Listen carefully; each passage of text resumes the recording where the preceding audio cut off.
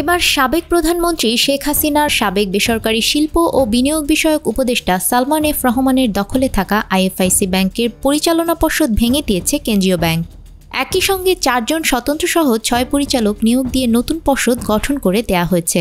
বুধবার বাংলাদেশ ব্যাংকের এক আদেশে আগের পর্ষদ বাতিল করে নতুন পর্ষদ গঠন করা হয়। আদেশে বলা হয়, আমানতকারী ব্যাংকের স্বার্থ সংরক্ষণ ও সুশাসন নিশ্চিত করতে এই সিদ্ধান্ত নেওয়া হয়েছে। নতুন পর্ষদে স্বতন্ত্র পরিচালক হিসেবে নিয়োগ দেওয়া হয়েছে ন্যাশনাল ব্যাংকের সাবেক ব্যবস্থাপনা পরিচালক মোহাম্মদ মেহমুদ হোসেন, বাংলাদেশ ব্যাংকের সাবেক নির্বাহী পরিচালক এফতাদুল ইসলাম, ব্র্যাক ব্যাংকের অধ্যাপক সাজ্জাদ জহির, চার্টার্ড অ্যাকাউন্ট কাজী মোহাম্মদ মাহবুব কাশেম।